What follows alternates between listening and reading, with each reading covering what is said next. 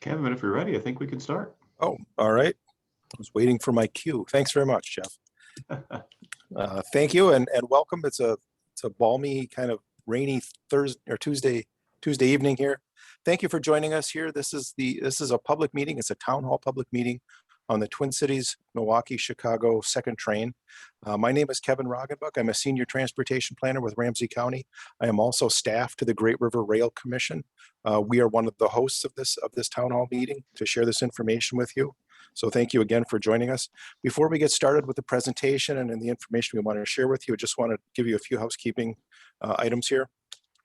Due to the size of this town hall meeting, we are going to have all your microphones muted, but we encourage you to keep your cameras on so that we can see you. So you can see all the great reactions to the information we're going to share with you. Keep your cameras on, please. And many of you submitted questions ahead of time. We'll get to those toward the end of the meeting. And if you'd like, we can unmute you and you can speak as well if you have a question that you'd like to ask us in person.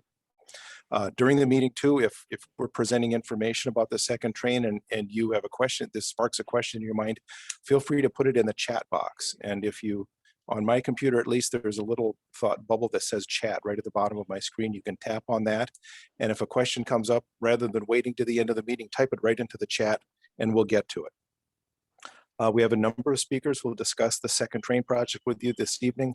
We aim to wrap up in about an hour. We're excited to have you here. We'll answer your questions. If we run a little bit late, we'll stay a little bit late. We also have a number of county, city, and elected officials in attendance today. Thank you for joining us. Thank you for taking time out of your busy day. I know that you all have full-time jobs, and then being a county commissioner, city council member is another full-time job, and then you're joining us here tonight. So thank you very much. So at this time, I'd like to introduce Chris Meyer, Commissioner from Winona County, and also a Great River Rail Commission member. And following Chris, we'll hear from Steve Young, who's a City Council member with the City of Winona and also a Great River Rail Commission member. So over to you, Chris. Thank you. It is so delightful to see familiar faces tonight. I am the Winona County Board Representative to the Great River Rail Commission. The commission is made up of elected officials like me from 18 local government organizations along the river route, from St. Paul all the way to La Crosse. And we're advocating for more frequent trains between the Twin Cities and Chicago. We aim to expand opportunities for businesses, farmers, communities, college students, tourism, and more. But the project we're currently focused on is adding a second daily train round trip called the TCMC second train. TCMC standing for Twin Cities, Milwaukee, Chicago. And it will complement the existing Amtrak Empire Builder service. As the Winona County Commissioner that represents the east end of Winona, I want you to know that we will also benefit from side rail, switching, and signal improvements that are needed for the second train. If you've traveled down Mankato Avenue more than about 10 times in your life, you have likely waited as a train meandered back and forth for 20 minutes blocking the tracks.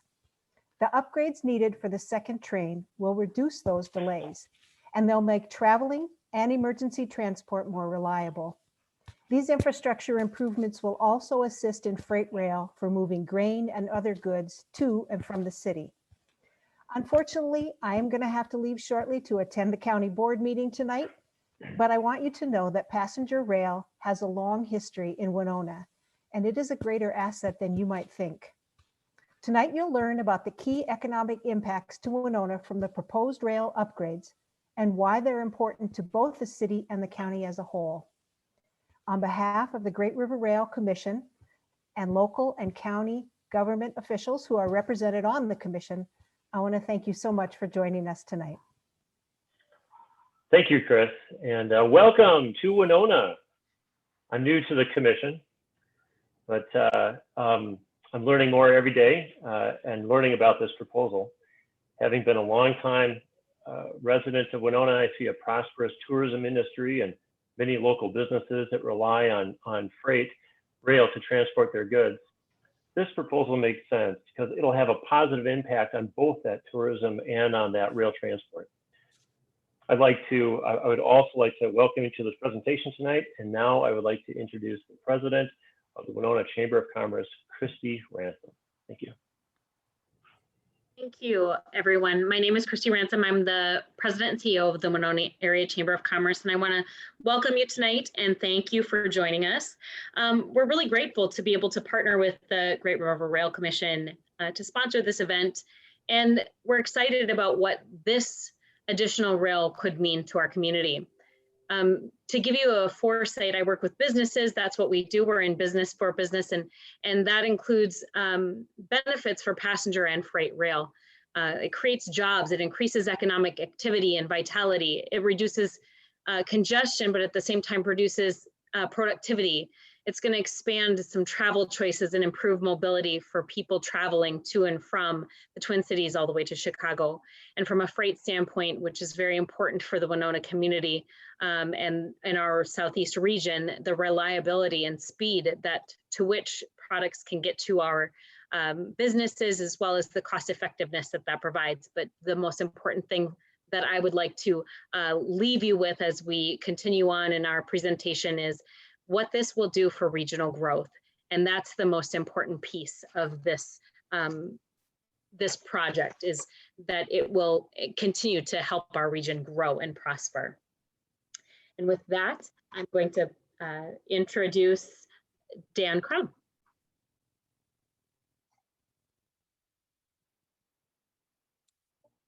Actually, Jeff, do we have a little survey coming up?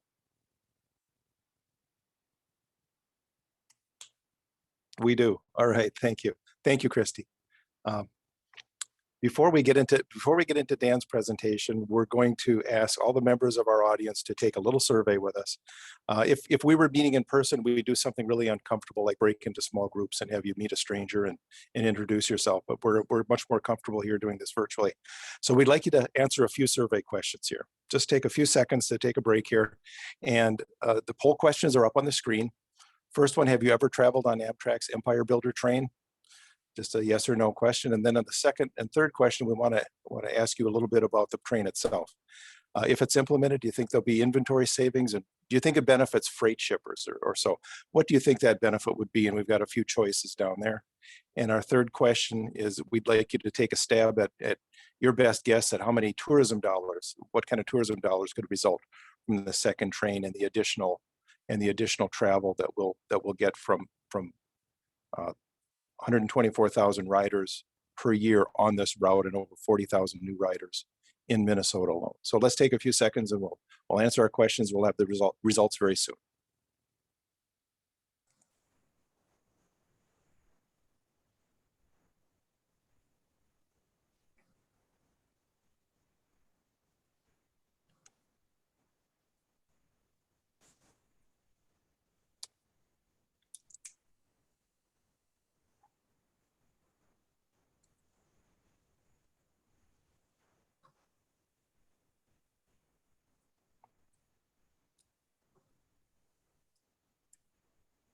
Our supercomputer is crunching the numbers and the results should be up very soon.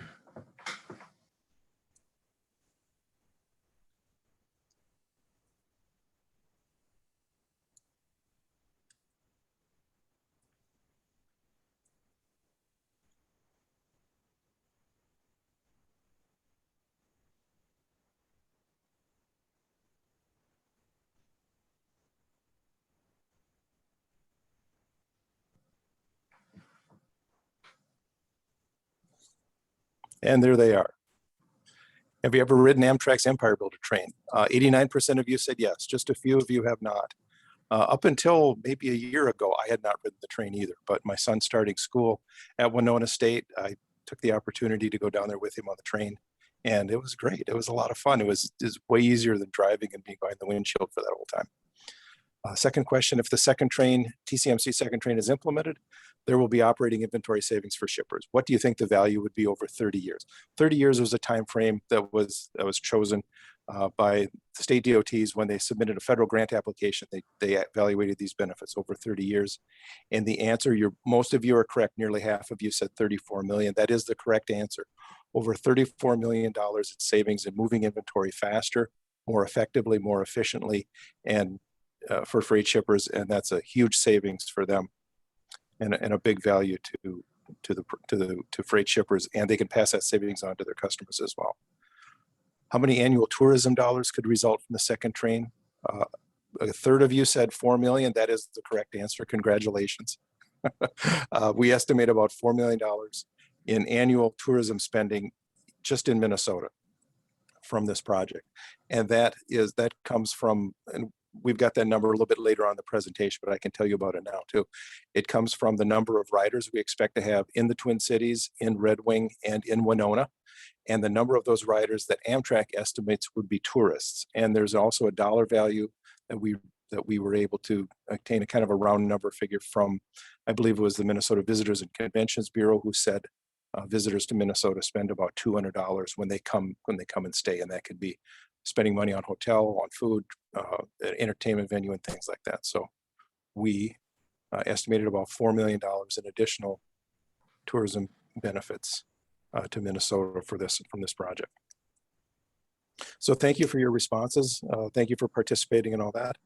Now I would like to introduce Dan Crome from the Minnesota Department of Transportation to kick off our presentation on the Twin Cities, Milwaukee, Chicago intercity passenger rail project. We tried to get a good shorthand term for it. We simply call it the TCMC second train. Dan, please introduce yourself and go ahead. Well, thank you, Kevin. My name is Dan Crome. I'm MnDOT's Passenger Rail Program Director, and it's a pleasure to be here tonight. First of all, I want to thank all the members of the Great River Rail Commission, staff, consultants, whoever are helping to get the message out about this project. The project's been under development for over 10 years, and it has began and included a feasibility study that Amtrak had done for us, supporting the need for a second train between the Twin Cities and Chicago. And I also must mention that Frank Lutterly from MnDOT is a TCMC project manager, and will be available to answer those more technical questions than I have the ability to do at times. The route is the same as the Empire Builder, with service between Seattle, Portland, Chicago, stops at St. Paul, Red Wing, and Winona on this segment of through Minnesota. Oftentimes, sorry, I got a message there about starting a video. Oftentimes the train eastbound is late due to weather, railroad construction, congestion to the west. So on-time reliability headed to Chicago will be greatly enhanced since the TCMC will originate in St. Paul. Next, sorry. My notes, I'm reading off one computer and reading yours at the same time. The purpose and need for the project is to address regional gaps in transportation. The majority of the people on Empire Builder between St. Paul and Chicago aboard or alight somewhere in the corridor. It provides flexibility and convenience oriented towards intercity travel times within the corridor, connects with the Hiawatha into Chicago and on to other parts of the upper Midwest. The goal is to provide greater travel options, especially for small, mid-sized communities that don't have an airport or have very limited bus service and need to have that first leg of their trip done by some other means than a single ride on a train. Also address capacity issues with the Empire Builder service during peak travel periods. Oftentimes during the summer, additional cars are added eastbound in St. Paul to accommodate the demand for service. Next slide, please. This slide shows the route from the Twin Cities following the current Empire Builder route from Red Wing, Winona, across Toma on into Milwaukee, with a new additional stop for this service because it's connecting to the Hiawatha between Chicago and Milwaukee at Milwaukee Airport, which again provides another travel option for people that do want to travel by air and can make that final leg of their trip by rail home. Next slide, please. Project features one additional round trip to complement the existing Empire Builder service. Serves 3 stations in Minnesota. Ridership is 124,000 estimated annually per year for TCMC. 123,000 are currently provided on the Empire Builder. During the Empire Builder's last full year of operation, FY19, saw 131,900 plus passengers board at Minnesota stations. Travel time will be slightly faster than the Empire Builder service, about 7.5 hours from St. Paul to Chicago. The speeds will remain top speed at 79 miles per hour. Anticipated schedule, about 4 to 6 hours difference from the departure time, arrival times of the Empire Builder at either ends of the corridor. Federal Railroad Administration ranked this corridor, Chicago to Minneapolis, St. Paul, as the first in the Midwest for future enhanced service. The state departments of transportation and WSDOT, Illinois DOT and Minnesota, along with the Federal Rail Administration and Amtrak are partners in the project development. Service could commence in 2024 if funding is secured and a variety of number of agreements are in place, operating agreements, construction agreements, cost sharing agreements. Because we're not in, as a DOT, in the passenger rail business, a lot of this is stuff we have to work with our legal counsel and develop. So it's not just as simple as just sticking another train on the tracks. And the host railroad also has needs to accommodate our additional 1 frequency. Next slide.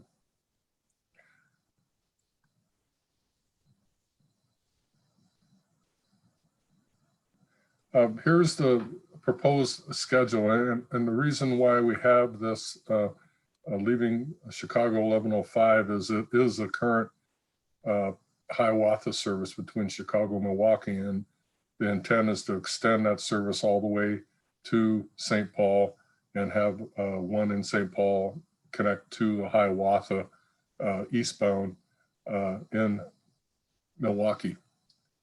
So you can see it's about a 3-hour or so time difference. Next slide, please.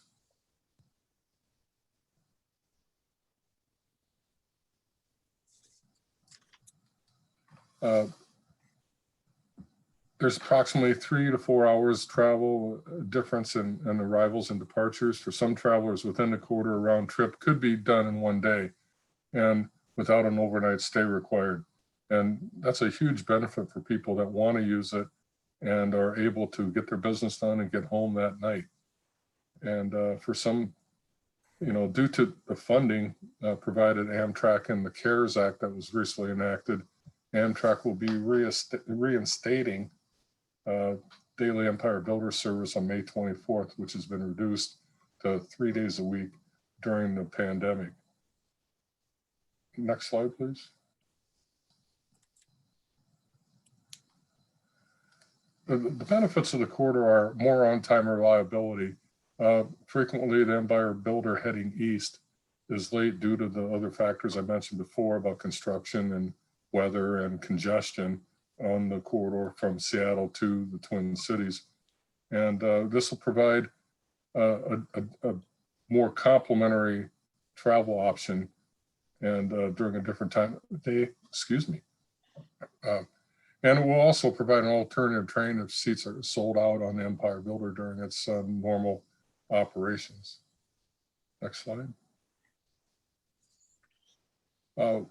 We'll assess, I'm getting into the specific projects, so if I get down in the weeds a little bit, please bear with me, but there are a lot of components in each one of these that I, for a long time, took for granted and just figured out it worked itself out, but that's not the case. And one additional frequency of this train on that CP line needs to have some improvements made to accommodate their ability to allow the Amtrak trains to continue their operation at the same time give them the capacity that they can maintain service to local businesses, a reliable service, and then also not block crossings and reduce the risk of incidents at rail crossings as well. I'll start from the west and move to the east. We're going to be looking at the feasibility of using the Amtrak Midway station that's been sitting idle since Amtrak moved to St. Paul Union Depot as a potential crew base or train layover facility, minor maintenance and daily cleaning, plus provisioning and fueling of the trains. And we're going to be looking at that as a way to be able to meet the needs on this end of the corridor for even just that one additional frequency. But however, the station facility may be used in future rail corridors in Minnesota for a light maintenance facility, or say the NLX or other corridors that are being considered for development. Next slide, please. The Tower CK and Winona would help to alleviate congestion. The majority of the infrastructure improvements to accommodate a second train are planned in Minnesota, by the way, $40 million of a $53 million project. In Winona, this involves construction of a new siding connecting the main track at the CP mainline over a half-mile in length with power switches and signals to help alleviate congestion on the west of the Winona Depot. Construction of over 3,200 feet of new track, reconstruction at grade crossings at Beer Street, and install 4 new turnouts and railroad signals and communications equipment enhancements. Total cost of these improvements in 2020 dollars is estimated around $9.1 million. And again, it'll have an impact on the freight movements as well, providing better service for local businesses, more reliable service. Next slide, please. The second area in Winona is the Winona station siding to board at the platform. The existing siding track will be upgraded with power switches and signals to allow a more efficient train meets and the ability to clear the track, mainline track more quickly and efficiently. And it will improve its safety for the passengers who can board from a side track versus the to the platform instead of walking across the main line. Not only is it a safety issue, but it's also a matter of other trains could be moving if the Amtrak train isn't stopped at the station on the main line. It will also include rehabilitation of 12,000 feet of existing siding track, installation of 2 new turnouts, railroad signals, and enhanced communication. The estimated cost in 2020 dollars is $10.2 million. I'm sorry, tripping over my tongue tonight for some reason. The Winona station platform improvements themselves will be done through Amtrak in a separate contract. Next slide, please. The other major area is the River Junction in La Crosse to increase train speeds through that area in La Crescent. It'll involve a conversion of an unsignalized yard track to a signalized second main, construction of about a half mile of new track at the Y connection shown here on the graphic. Install 14 new turnouts, railroad signals, and communication improvements. And all these improvements address a significant bottleneck for both freight and passenger rail service through this area. Total estimated cost of this project is about $20.8 million. Next slide. The second one at River Junction will be convert an unsignalized yard track to a signalized main track. Power switches would be installed at the junction with the Marquette subdivision to the west. The alignment of the bridge switch would be modified to allow for increased train speeds through the switch, and the new main track speeds would increase from 10 miles an hour to 25 miles an hour. Now that may not seem significant, but that is a considerable increase considering the choke point that the river crossing is. Also, it would involve and realign the track approaches and replace special bridge track work at the movable points to increase the freight speeds across the Mississippi River Swing Bridge from 10 to 15 miles an hour in that area.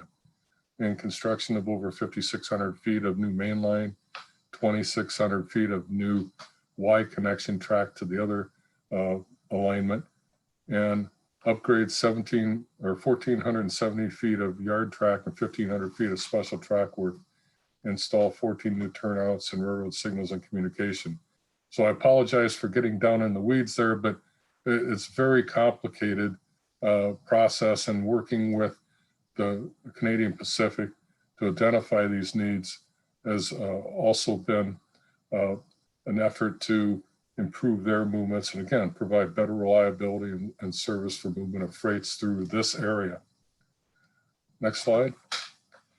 As I mentioned earlier, the total cost is $53 million for track and signal improvements, of which $40 million is in, oh, I'm sorry, I'm one slide ahead. I didn't include the Winona, or excuse me, the La Crosse piece.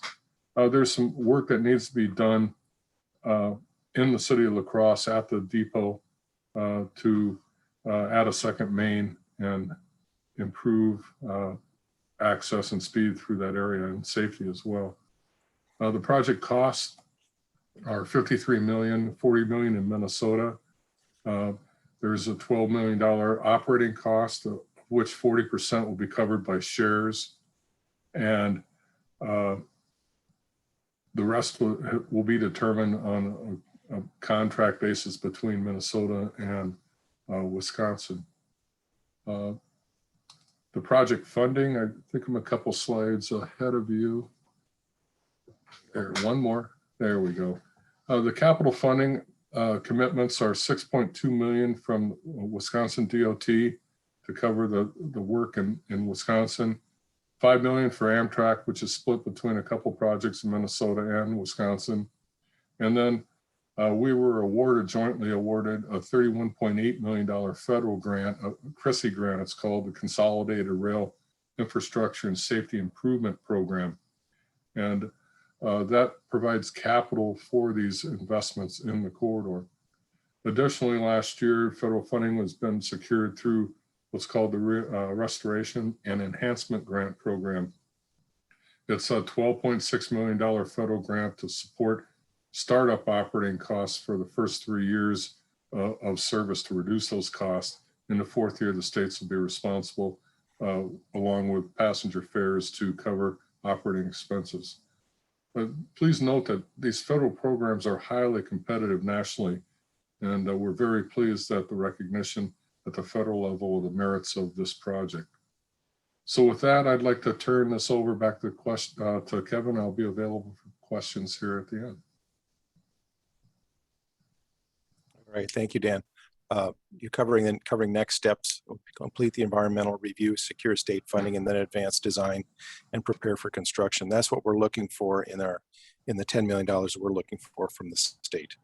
On the next slide, we can describe some of the project benefits. There we go. When we think about the benefits of a second passenger train between Chicago and St. Paul, stopping at Winona, Red Wing, etc., we tend to think of it as, well, it's just another passenger train. It's just a convenience. It's just another way to ride from here to there.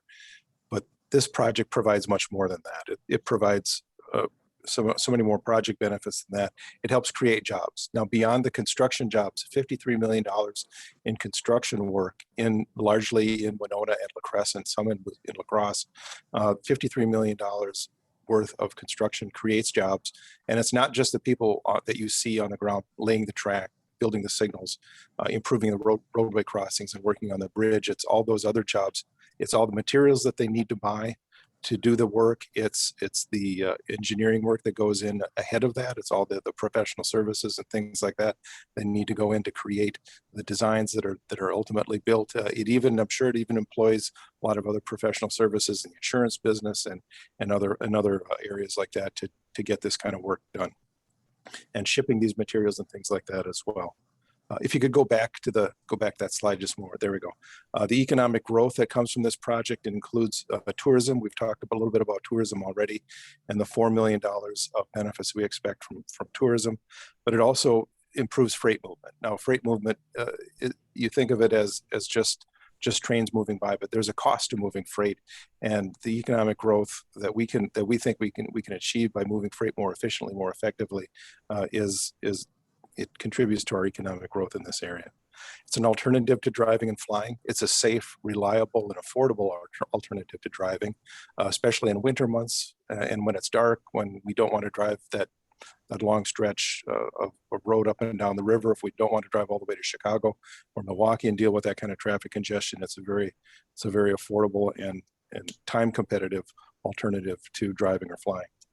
It improves access. It improves access to universities, especially in Winona, especially at the university, at St. Mary's University and Winona State University. It improves access to events too. Rather than driving all the way somewhere for an event, for a concert, or for just for a weekend or something like that, you can take the train. You could walk from the depot. You can walk into town. You can find a hotel. You could stay there. You could bring your bike on the train. You can ride a trail. You can ride on the streets, and get yourself to a hotel and stay there conveniently, and do whatever you'd like to do right in town. It improves freight train speed and efficiency, as I mentioned before. We're going to, and as Dan mentioned, we can relieve some of those bottlenecks on the Swing Bridge and through La Crescent and the Y and La Crescent, even in the city of Winona, where we can electronically switch and move trains just a little bit faster. They can still crawl through town at a safe speed and without having to manually throw switches. And of course, we'll have improved safety at crossings. There are a number of crossings that will be improved, and of course, positive train control is implemented throughout this corridor. Some of the other benefits, a great return on investment, $1 for $2.44. That means for every dollar invested in this capital project, we get a return of $2.44. And these numbers aren't made up. They come right out of this federal grant application that Dan mentioned that was reviewed and submitted and approved by the Federal Railroad Administration. And a big part of that is the economic competitive benefits that goes into that return on investment and that benefit cost ratio. According to that Chrissy grant and the information in there, more than $159 million over 30 years that can be achieved in economic competitive benefits. And that includes things like moving freight more efficiently, storing your inventory less time, being able to move it out faster. It includes a lot of other benefits in terms of being more productive on trains and things like that that are all part of that equation. And I'll get into some of those details in some more slides. Regional statewide economies of benefit. Amtrak bought $71 million from Minnesota businesses in 2019. More trains means more business for these businesses that do business with Amtrak. And that includes all kinds of things that hard goods like parts and equipment, and includes other things like professional services and things like that. On the next slide, we can get a little bit more specific, talk about freight shipping. We expect to save through this project more than $34 million over 30 years in freight operating and inventory cost savings. It costs approximately $1,200 an hour to operate a freight train. And these freight trains moving through Wisconsin and through Minnesota can carry upwards of $7 million of goods, or whatever kind of products. It might be finished products like lumber. It might be raw materials like rock and other things. It might be moving grain. But when you can save time moving that quantity of material and that value of material, you save money. And this is a big savings to the freight shippers that can be passed on to their customers. And eliminating those bottlenecks that we described earlier makes a big difference. And this is one of the main reasons why Canadian Pacific Railway supports this project. They wrote a letter of support for the Chrissy grant application, for the federal grant application, and they've been very supportive in our efforts to secure Minnesota's local match to that federal grant. On the next slide, we can keep talking about benefits. There are benefits to universities and colleges. A survey taken by the Midwest Interstate Passenger Rail Commission a few years ago found that just in the Winona area, 41% of the college students at Winona State and St. Mary's have taken the train to school. That includes my son, who's a freshman, lives in Hockey Hall. So he's one of those 40. He would be one of those 40% had he been in the survey. 57% say they would take it more frequently, more often, if more frequent train service was available. And as we mentioned earlier, this service to the universities is a recruiting tool. Scott Olson's quoted there, president of Winona State University, saying this is a recruiting tool. It's a very big benefit to Winona State. Then on the next slide, we talk about tourism. And we mentioned this number before, about $4 million annually. We expect that in additional spending just in tourism along this train. And tourism isn't specific to just coming in and going to an event and then leaving again. It includes people who come to visit relatives, who want to visit family, who are in town for another purpose other than to just be a tourist. It includes visitors as well. And here's some of the numbers. The average tourist or visitor spends about $200 when they visit. And about half of those 40,000 trips into Minnesota are those people who come in to spend some money, to see an event, to stay at a hotel, to eat at restaurants, and enjoy life here in the Twin Cities and river communities up and down the river from Red Wing to Winona and farther south. Thank you. On the next slide, business travelers expect to gain quite a bit through this too. You can be productive on the train. The seats, this is a kind of a generalized picture of a seat on a passenger train. You have plenty of room. You have leg room. You have a table in front of you. You can work. You have so much more room and flexibility and freedom to move around and work and be comfortable doing it. You're not crammed into a coach seat on an airplane where you can barely breathe and you're wearing a seatbelt all the time. You have the ability to really be productive and do work on a train. And business travelers have told us that. They've told us that they prefer traveling on a train sometimes because they can get work done. There's also an observation car that has tables. You can even have a meeting on the train if you wanted to. So it's just so much easier and you can be so much more productive even working on a train. On the next slide, there's some other benefits such as environmental and safety benefits. The second train will generally, we think we're going to generate 124,000 rides a year.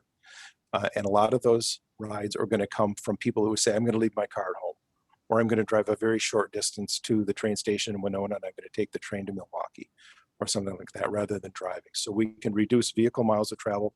Again, from that federal grant application, about 17.4 million vehicle miles of travel in automobiles can be reduced. And that's just in the first year. As ridership goes up, that number goes up. And we can reduce more vehicle miles of travel. And of course, the emissions that come out of the tailpipe, all the carbon monoxide and other things that come out of a tailpipe are being reduced because trains can travel much more environmentally friendly. They're also safe. Trains are very safe. You can see the statistic there. Train and motor vehicle crashes and collisions have declined markedly from 1972 until now, largely due to grade separation projects, separating grades where trains and automobiles and roads would cross at the same grade. So reduce that.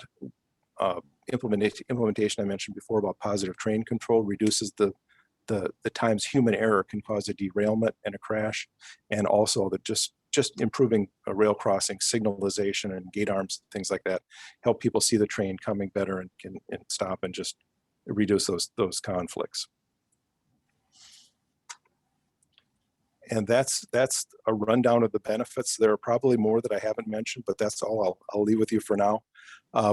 Next up, I'd like to share with you a little bit of information from Pat Mutter with Visit Winona. She's going to tell you what's in it for Winona. Hello, everyone. Thank you, Dan. As we know, I'm speaking from the perspective of tourism, and I have so many great stories of just experiences from working with groups and individuals who have traveled by train to Winona that I would like to share some of them with you because it really would help us increase tourism because, people have experienced it. And as Scott Olson has said, and not even just for the students who come, that they would travel back and forth more, but also families. Well, when we have done work with the admissions department, parents have so often said that they would come and visit their children so much more often if there was an option to travel by train. As we know, I think in these last 10 years, intergenerational travel has increased and more grandparents are spending time either taking care of their grandchildren or are able to take them on vacations. And we have had quite a few grandparents contact us to tell us that they had a great time being able to travel by train from the Twin Cities to come spend the day in Winona, where they did not have to drive, for some of them who either did not have cars or just did not want to drive anymore, and were able to just spend time and have that train journey be part of their very important time with their grandchildren. And what a great way to learn and to teach, to have the Great River Road alongside and the Great Mississippi that can be used as a teaching experience for them. So having more frequency would be very helpful, because as some grandparents travel with the younger children, timing certainly and reliability and safety and frequency would matter to anyone who is traveling on the train. Other groups that we work with include women's groups. As we know, many women love to plan long weekend getaways, and we have had many groups of women travel to Winona or from Winona, and it's a great way to spend time with friends. It's very comfortable on the train. You can get together, you can bring a picnic on there, and then they get to Winona and they get to come and enjoy so many of our attractions. I think many of our museums have become very well known to people in the cities and even in Chicago. And when we think of groups traveling, it really is a fun way to have more than 4 people if you're traveling in a group, all be sitting in the same area, to be able to travel here to Winona to enjoy many of our attractions and our activities and festivals and events. As we know, Winona has become a really vibrant hub for the arts and culture, and music is big. And I think many of our groups would be able to do that if we had more train capacity and frequency. Other groups that we have worked with include sports groups. We had 2 bike event groups that would travel and bike from Minneapolis to Red Wing, stay the night, and then from Red Wing bike to Winona. And that the option was for them then to take the train back to the city so that they wouldn't have to bike that much more, but to have it as part of a bigger biking adventure and then be able to see the sights.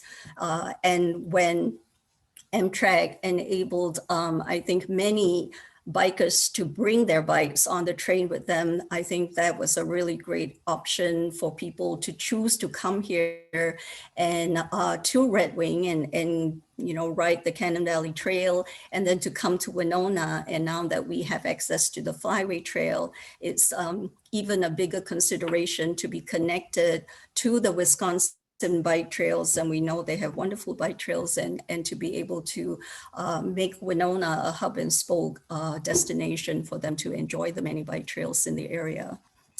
One other thing, as we say, the arts groups have had many church groups or school trips, school groups who come for their school trips as part of their curriculum or just part of an annual road trip. And they have really enjoyed having a whole class or a whole group of people that you can have everyone all in the same car on the train instead of being packed up and driving several different cars or in buses. And especially now when we've been so conscious of safely distancing, I think the train brings a really great additional option for that. So I think for the train travel and for business groups too, it's a big thing. When we bid on travel conferences and workshops and seminars, many of the planners come to us and ask all this information about how and where people can travel to either fly in or drive in or take the train in or bus in. So having another second train would give us an added option as far as being able to be able to provide a competitive bid. So when we think of train travel, anytime we can give an added opportunity for people to find another mode to come into town that's safe, that's frequent, that's reliable, and it's affordable, and you let someone else do the driving, then it really adds to the benefits of traveling to Winona. And we certainly want to add to the amount of tourism dollars and tourism taxes collected by the state and the county when we offer options to bring people into Winona. So thank you. Great, Pat, thank you very much. Thank you very much. That was a lot. That was more than I thought. That was very good. Thank you very much. You're welcome. Now Brian Nelson couldn't be with us tonight, but so I'd like to turn it over now to Steve Young and to Paul Scholmeyer and give us a call to action and give you, we have a little ask of you. So go ahead, Steve and Paul.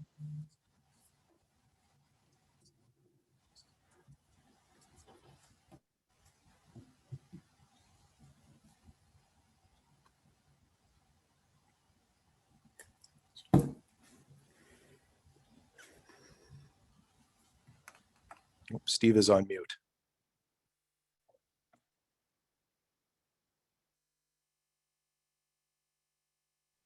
There's always that guy in the meeting that winds up being on mute, and I guess today was my day, huh? Well, thank you for sticking with us, and you know, this opportunity that we have for this investment. Paul Scholmeyer, who's done an awful lot of work on this, I was speaking with him, and he called this a once in a generation opportunity to really have an impact and upgrade our rail infrastructure. So the benefits that go, of course, beyond Winona are really fantastic for Winona. I mean, just to recap, saving shippers over $34 million in the next 30 years of operation, improving safety in Winona. I mean, as Chris Meyer talked about in her opening, if you've spent much time in Winona, you've probably been trained, and that means being delayed or stopped by a train. And to be able to reduce that and to be able to enhance safety by upgrading our crossings. We have a real bottleneck, especially on Mankato Avenue, and to reduce those blockage times, that's huge. We have a great tourism industry in Winona. As if you're from Winona, you know that we can enhance that. But you know, none of this can we do on our own. We can't do this by ourselves. And so we're asking for your help. We do need your help. This legislative session, we're asking that $10 million in matching funds be pledged by the Minnesota State Legislature to unlock a federal grant that will lead to these improvements. So this isn't a done deal. This doesn't just automatically happen. We're not here to announce that we're all done. So there is an ask here. So here's what we're asking.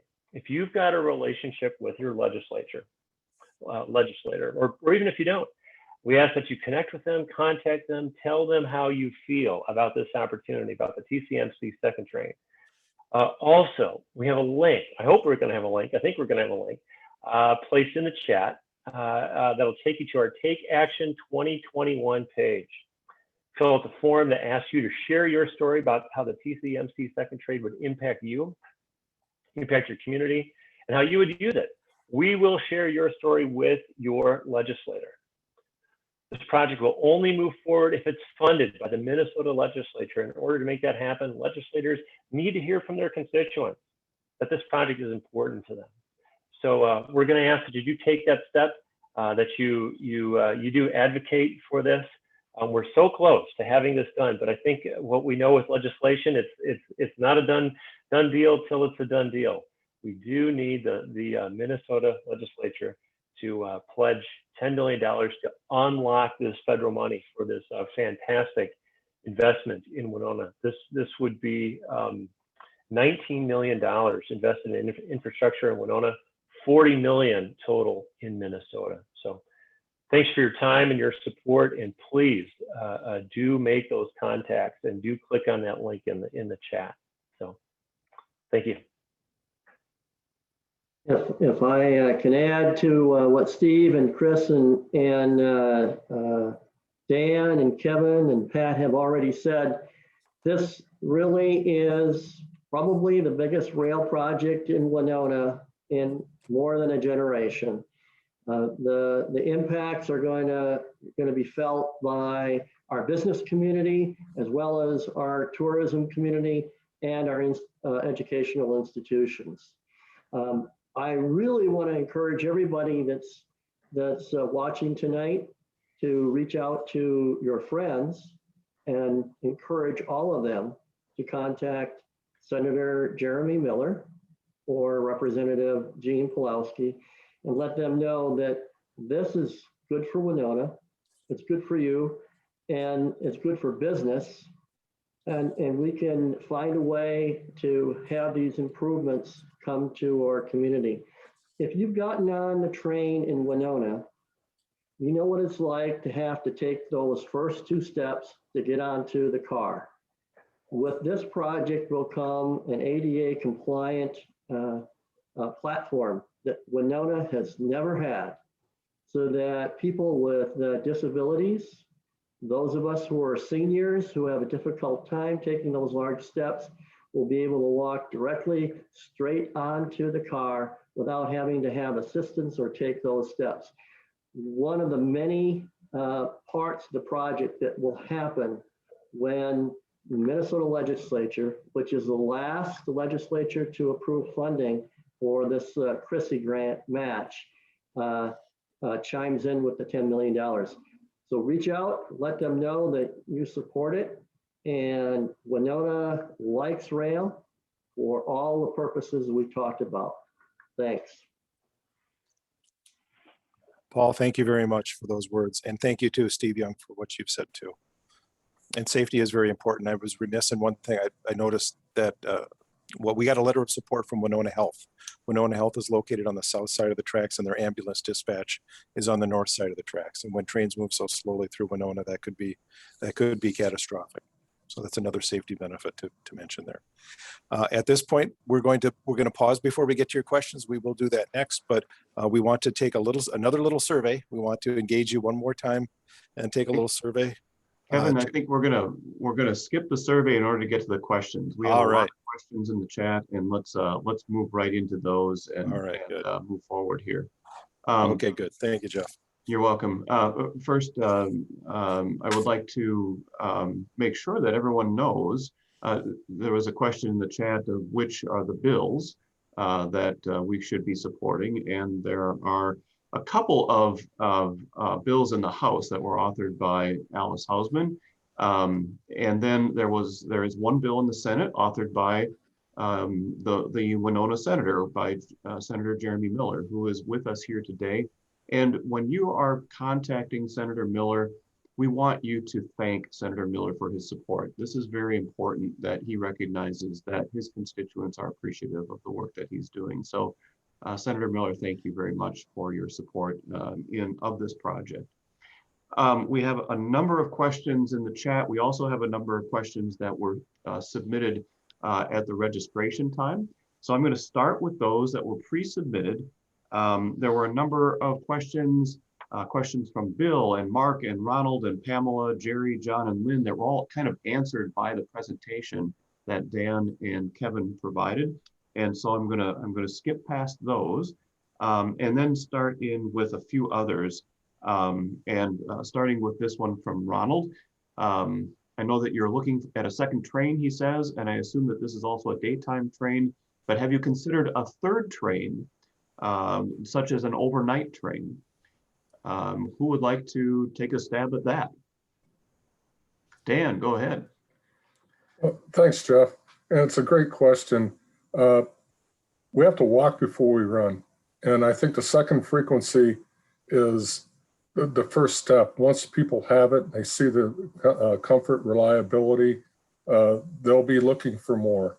And we also, again, have to coordinate with the current 7 Amtrak trains that run between Milwaukee and Chicago in terms of how they interact to get people beyond Milwaukee. So it's very complicated, but that would be something we'd be willing to look at down the road, down the track, once we've proven that this second train is successful. Excellent. Thank you, Dan. Here's a very specific question to the Winona station itself. Is there a possibility that the train station would have another individual that would be there full time as in the past? Again, I could answer that. I don't see Derek James on the call from Amtrak. That has been something that's been raised before by others with Amtrak. That would be something that they would have to consider in the future. There is a benefit to that, but keep in mind also with accessible platforms, accessible cars, carry-on luggage, and remote ticketing, it is considered in some places a luxury versus a necessity. And that's something that, again, Amtrak will have to assess in the future. A question both from Lisa and from Mary about the cost of a ticket for the second train. Would it be similar or the same as the Empire Builder ticket if you're traveling, for instance, from let's say Winona to La Crosse or Winona to Milwaukee? Again, another Amtrak question, but based on my own experience, the costs are comparable, and I think it would be the same for a second daily train. They varied per day. I mean, my wife and I went for our anniversary 2 years ago to Chicago for a weekend. If we left on a Friday, it was 180 round trip. If we went on Saturday, it was 124. So it's ticket pricing, similar to what the airlines do based on demand. But again, those are types of things we need to work out once we have enough funding to do the capital improvements to make this thing happen. Again, there's a heck of a lot of work ahead if we receive the $10 million to make this happen in 2 years. And Dan, maybe if I could add or have you add that one of the next steps is to finalize agreements between the states and Amtrak and the freight railroad. So how does that play into how everything kind of works? Well, that's the first step we're taking now to receive the federal funds. We have had a great relationship with the Canadian Pacific on this project. They've been extremely supportive, and we have a memorandum of agreement that is crafted and will be shared with them shortly, and includes Amtrak, the Federal Rail Administration, and the DOTs. So that's just one of several agreements. We have to look at an operating agreement to make it happen. We have to look at construction agreements to get the projects done. Wisconsin was the recipient of the grant funds, so we have to have a method, an agreement with them that they reimburse us for costs spent, project spent in Minnesota. So we're only the tip of the iceberg, but it's the big tip of the iceberg we're looking at right now that we need to have, and that's the funding to do the capital work, which takes time. Speaking of capital, Richard asks, would there be a second track ever envisioned all the way between Winona and La Crescent? Well, a lot of people here know more than me about this, but it was double tracked all the way to Chicago at one time, and the track was taken out because of the long-term maintenance costs for that in part. So I guess we'll work with capacity issues that the CP may have in the future. The improvements we're proposing accommodate a second track. And everybody that knows me has probably heard this before. We're moving into their house because they own the line. We're redecorating their house. We're putting new furniture in their house, and they got to live with it too. In exchange, we get access to the track. They get capacity. So at some point in time, the capacity needs of the railroad exceed what they need to do to provide us access for one additional frequency. That'll be something that'll have to be discussed with them in the future. Very good. Rebecca asks, once arriving at the St. Paul station, how do I get to where I need to go? What options are there to be able to travel to my destination? I know Kevin could probably answer this as well as I. That's not a limiting factor, but go ahead, Kevin. Okay, thank you. Yeah, absolutely. There are a lot of connections to Union Depot. The Green Line, light rail transit line, goes to downtown Minneapolis, and it stops in a number of locations in St. Paul and at the University of Minnesota before you get to downtown. There are several local bus routes that hub at Union Depot. They'll stop there, they'll dwell there. You could catch bus routes all the way to the airport. You can take the Route 54 to the airport. There are other bus routes that go different places in St. Paul and farther into Minneapolis and south into Dakota County. There's even a Hertz car rental facility almost right next door to the baggage claim area for Amtrak. So you could rent a car there if you needed to. And if you're brave enough, and if they're still out on the sidewalks, you could get one of those Lime scooters and scoot around if you'd like to do that as well. So there's plenty of other local kind of transportation connections at Union Depot after you get off the train. Excellent, very good. Thank you, Kevin. Kent asks, what about the safety issues with all the uncontrolled crossings? And what are the, is there a lot of, are there a lot of crashes at the uncontrolled crossings wherever it crosses this line? Wherever car traffic is crossing this line? MnDOT's had a pretty aggressive program to look at improvement at all the crossings along all the corridors in Minnesota, over 4,000 miles. And a few years back, I know Congressman Overstar had money that's designated for this corridor and equally split between improvements in Wisconsin crossings and Minnesota crossings. And I think folks in Winona realize how many crossings 10, 20 years ago were closed as part of that program to make that safer. The bigger concern for me are those private crossings along the river, the fishing camp crossings where someone may cross it once, twice a year and not think about looking the other way when they see one train crossing one direction in front of them. So we're going to be aggressive in terms of where we can spend money on engineering those crossings as part of our normal crossing safety improvement program, but also education through Operation Lifesaver and other activities to make people more aware of the fact that you can't beat a train.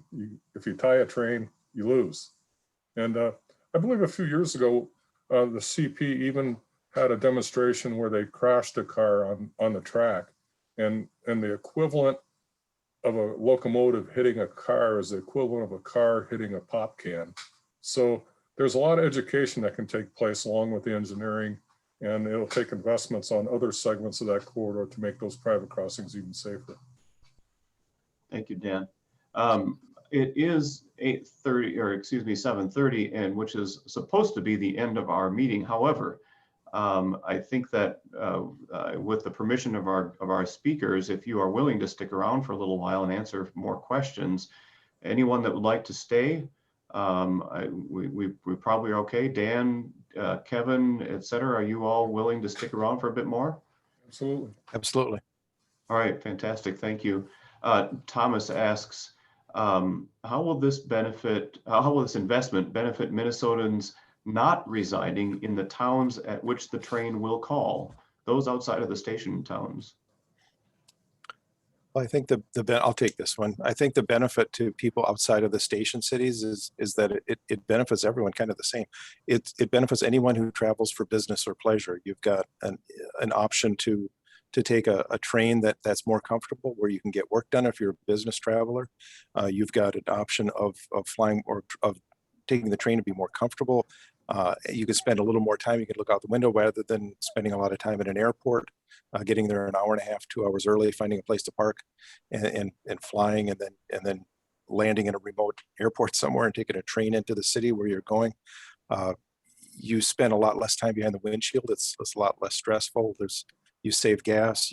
It's anybody who travels this way, there's a benefit to that person when they choose the train over flying or driving. Other benefits, I mean, they saw a graphic there where Amtrak spent $71 million in 2019 on goods and services and products and finished materials and raw materials from businesses in Minnesota. So continuing to have good train service and adding more train service simply means more business for those businesses in Minnesota. So there's a benefit that way too.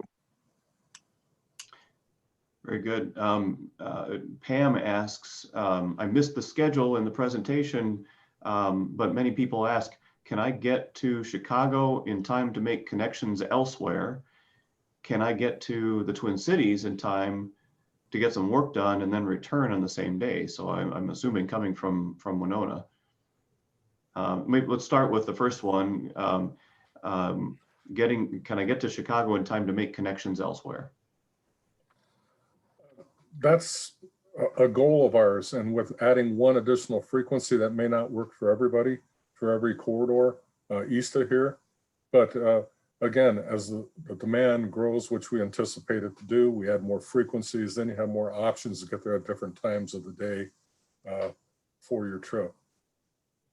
And just as a reminder from the presentation, the eastbound service on TCMC would leave at 1:39 p.m.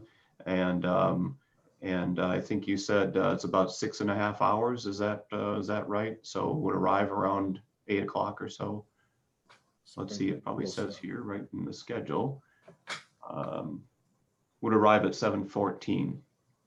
And then the Empire Builder leaves at 10 o'clock in the morning from Winona, and that puts it into Chicago at around 5 o'clock or so, a little bit, actually about 4 before then, maybe between 4 and 5, as I recall, since I've taken that trip many times myself. Next question is from Randy, and actually kind of a similar question from Paul. And that question is, how do the proposed improvements in Winona address multiple extended street blockages? I'm assuming that's the amount of time that trains are traveling past the street intersections. And Paul also asks, is it possible that upgrades could ease congestion at the Mankato Avenue crossing? I can take that. The TCMC consist of train cars will be 4 to 5 cars total with the locomotives. The Empire Builder's 11 to 13. So the train itself is shorter. And again, we're looking at carry-on baggage, ticketless electronic tickets. So we don't have as much dwell time at the station. Winona's a little different because it's where a crew change happens. But with the shorter consist, that should alleviate the blockage of corridors of roads such as Mankato Street with this service. I think the question, Dan, was more about would the capital improvements allow for freight trains to be able to clear Winona more quickly, and I know there's a speed limit in Winona. The trains can't go faster than the speed limit, but are there instances where bottlenecks along the line that might be repaired as a result of the capital improvements, would that result in better transit of the freight trains through Winona themselves?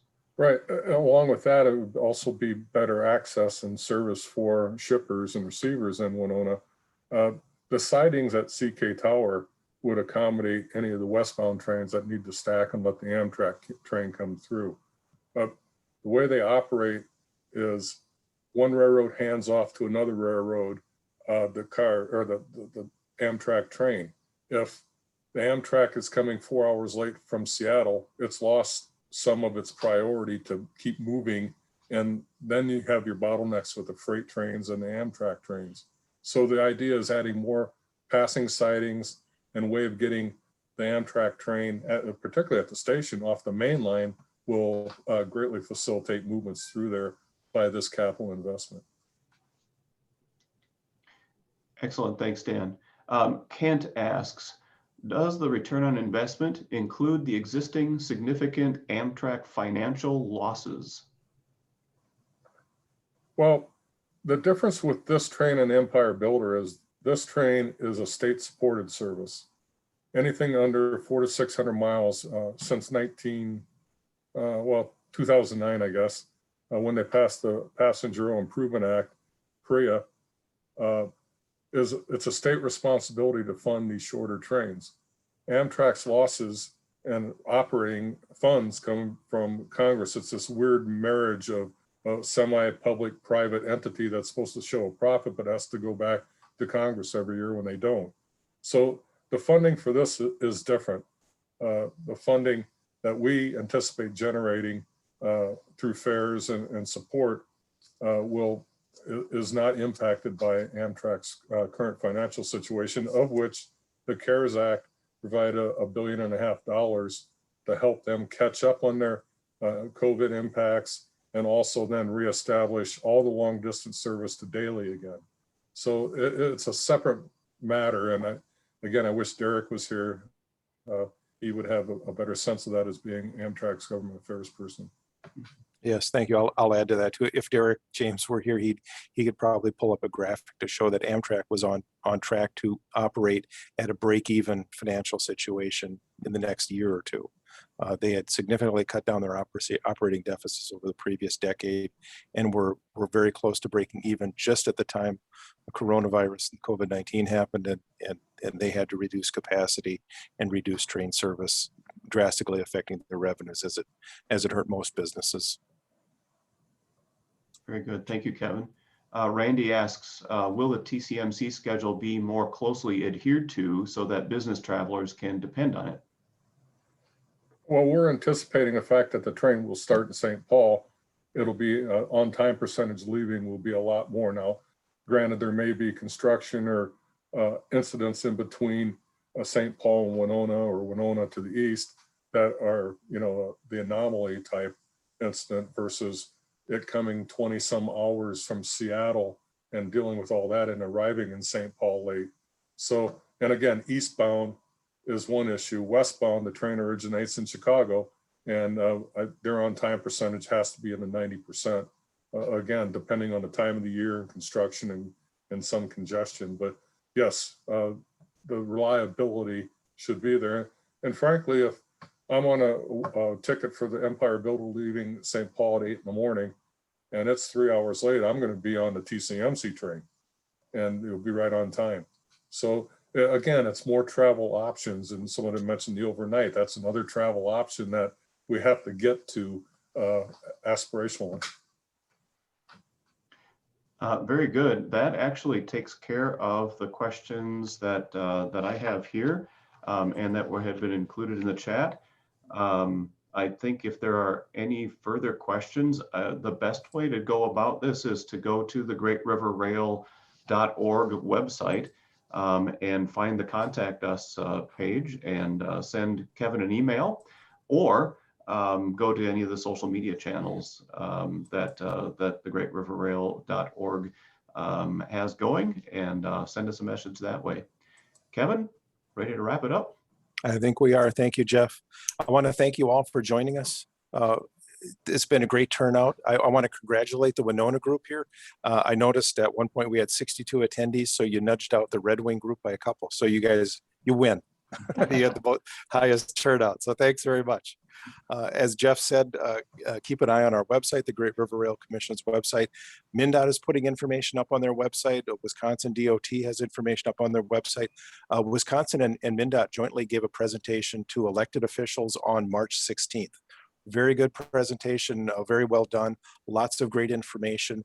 That is available. I know it's available on Wisconsin's website. I believe, Dan, is it available on MnDOT's as well? Yes, there's a link on our website to the YouTube.